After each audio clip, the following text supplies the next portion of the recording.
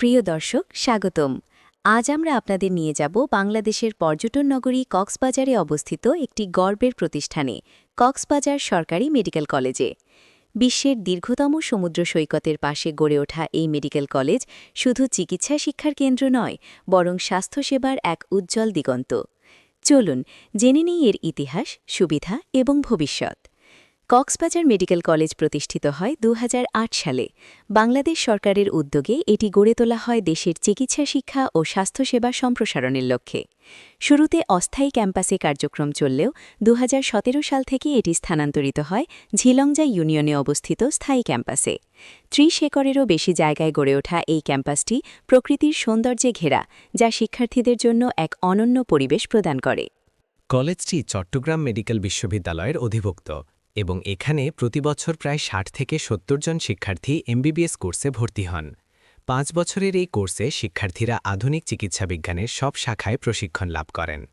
ক্যাম্পাসে রয়েছে ৬ তলা বিশিষ্ট আধুনিক একাডেমিক ভবন, ছেলে ও মেয়েদের জন্য পৃথক ৩ তলা হোস্টেল, দৃষ্টিনন্দন শহীদ মিনার এবং একটি মসজিদ। শিক্ষার্থীদের জন্য সব ধরনের সুবিধা নিশ্চিত করা হয়েছে। বর্তমানে ২১টি বিভাগে ৭৬ জনেরও বেশি শিক্ষক কর্মরত আছেন। প্র্যাকটিক্যাল শিক্ষার জন্য কলেজের সাথে সংযুক্ত রয়েছে ২৫০ শয্যা বিশিষ্ট কক্সবাজার সদর হাসপাতাল, যা অস্থায়ীভাবে মেডিকেল কলেজ হাসপাতাল হিসেবে ব্যবহৃত হচ্ছে। ভবিষ্যতে ৫০০ শয্যার একটি পূর্ণাঙ্গ হাসপাতাল নির্মাণের পরিকল্পনা রয়েছে, যা কক্সবাজারের স্বাস্থ্যসেবাকে নতুন মাত্রা দেবে। এখানকার শিক্ষার্থীরা শুধু পড়াশোনায় নয়, সামাজিক দায়িত্বেও এগিয়ে। কক্সবাজারের মানুষের চিকিৎসা সেবায় তারা গুরুত্বপূর্ণ ভূমিকা পালন করছেন। কলেজটি ওয়ার্ল্ড ডিরেক্টরি অফ মেডিকেল স্কুলসে তালিকাভুক্ত এবং এর ডিগ্রি আন্তর্জাতিকভাবেও স্বীকৃত।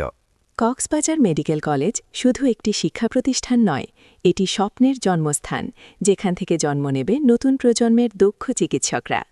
আজকের এই যাত্রায় এখানেই শেষ। পরবর্তী ভিডিওতে দেখা হবে নতুন কোনো গল্প নিয়ে। ধন্যবাদ। ধন্যবাদ সবাইকে কক্সবাজার এক্সপ্লোরারের সাথে থাকার জন্য।